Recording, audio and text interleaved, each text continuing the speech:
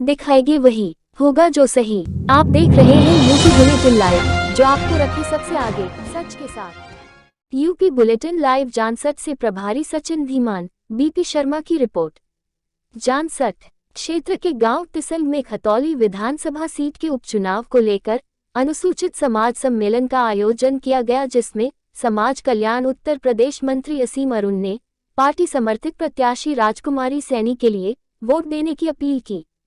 शनिवार को खतौली विधानसभा सीट के गांव तिसल में आयोजित चुनावी सभा अनुसूचित समाज सम्मेलन कार्यक्रम में राज्य मंत्री स्वतंत्र प्रभार समाज कल्याण विभाग उत्तर प्रदेश असीम अरुण ने कार्यक्रम को संबोधित करते हुए कहा कि राज्य में योगी आदित्यनाथ सरकार ने प्रदेश को उन्नति की ओर ले जाने का काम किया है। बाबा साहब ने जो न्याय की पटरी बना कर दी है, योगी सरकार ने उस पर चलने का काम किया है। उन्होंने जब संविधान तैयार किया, इसके बाद किसी भी देश का संविधान तैयार हुआ, उसमें सामाजिक न्याय के जो तौर तरीके हैं वह इसी संविधान से लिए गए हैं।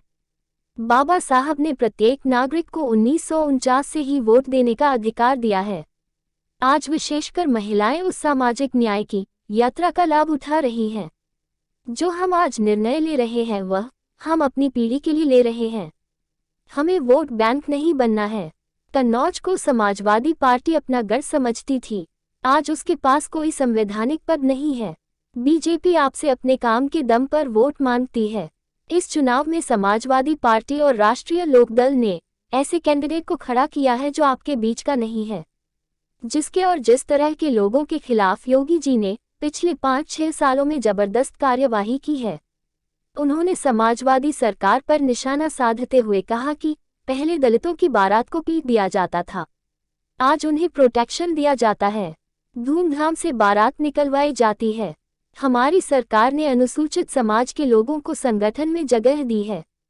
यह चुनाव योगी जी और मोदी जी को धन्यवाद देने का चुनाव है। उन्होंने कहा कि भारतीय जनता पार्टी ने गुंडों का सफाया किया है। आज भयमुक्त समाज की स्थापना करने में भारतीय जनता पार्टी की अहम भूमिका रही है। संचालन रोहित बाल्मीकि जिला महामंत्री और अध्यक्षता राजकुमार सिद्धार्थ युवा जिला अध्यक्ष अनुसूचित मोर्चा ने की। इस दौरान जिलाध्यक्ष विजय शुक्ला, कपिल देव अग्रवाल, यशपाल पनवार, प्रमोद ऊंटवाल, रवि प्रकाश, जसवंत सिंह, अमित कसाना, राजन वालिया, राहुल सैनी, अमित गुर्जर, रोशन लाल सैनी, राजू भैया बाल्मीकि जिला मंत्री अनुसूचित मोर्चा सहित मौजूद रहे। प्रभारी आदरणीय सतीश सुधर जी, देवेंद्र नीम जी हमारे सम्मानित विधायक सहारनपुर से लगातार यहाँ करके चुनाव में आप सबके बीच में घूमने का काम, आप सबसे वोट मांगने का काम कर रहे हैं। डॉक्टर यशवंत जी आपके 6 से विधायक रहे, मंत्री रहे, भारतीय जनता पार्टी सांसद रहे, अब बहुत सारे अपने अनुभव आपके सामने उन रखे। और जब मैं यहाँ पर क्षेत्र में घूमूंगा लगातार तो मुझे कहा कि भैया जसवंत जी को लगाओ, और जसवंत जी परिश्रम करके यहाँ पर लगे तो पूरा चुनाव एक तरफा हो जाएगा। मैं इनके लिए तालियां बजाए इनका दोबारा अभिनंदन करेंगे।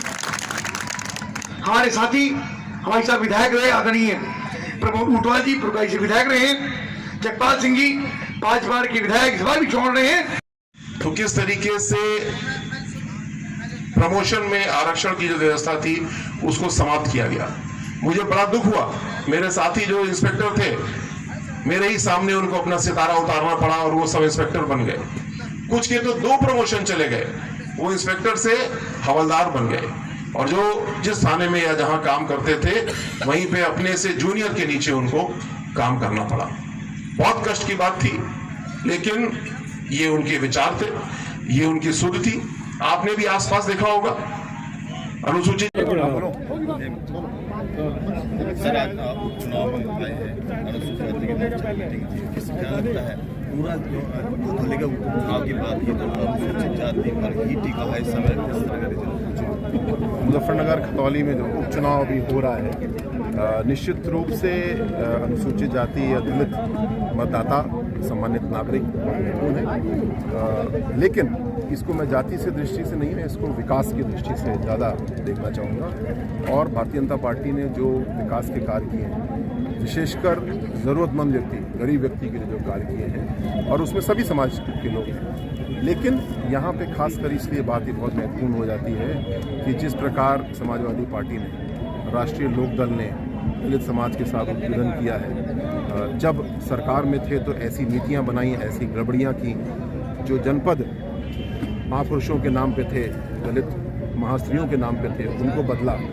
इस प्रकार जितनी बार शासन में आए, इनको मौका मिला, इन्होंने दलितों का अपमान करने की कोशिश की। और आज ये समय है जब मुझे पूरा विश्वास है खतौली में, मैनपुरी में, रामपुर में एक करारा जवाब समाजवादी पार्टी को और राष्ट्रीय लोकदल को मिलेगा, क्योंकि अनुसूचित जाति और जनजाति भी मैं कहूँगा समाज अच्छे से जानता है कि भारतीय जनता पार्टी में मोदी जी ने, योगी जी ने जो सबको जोड़ने का काम किया है, अंतिम पायदान पे खड़े हुए भाई बहन अंत्योदय के रूप में जिनकी मदद की है, कोविड में जो लोग घर पर बैठ के केवल ट्वीट कर रहे थे, और भारतीय जनता पार्टी की सरकार, भारतीय जनता पार्टी का पूरा संगठन सड़क पर उतर के सबकी मदद कर रहा था, ये सबके सामने है। और केवल अनुसूचित जाति समाज ही नहीं, हर एक समाज, विशेषकर हर जरूरतमंद व्यक्ति, आप देखेंगे कि पिछले चुनाव की तरह इस बार और ज़्यादा वोट मिलेगा। सर, एक चुनौती भाजपा जनता पार्टी के सामने, जिस तरह से गठबंधन है साथ में और आज़ाद समाज पार्टी साथ में, चंद्रशेखर कहीं ना कहीं भारतीय जनता पार्टी को नुकसान पहुंचा। भारतीय जनता पार्टी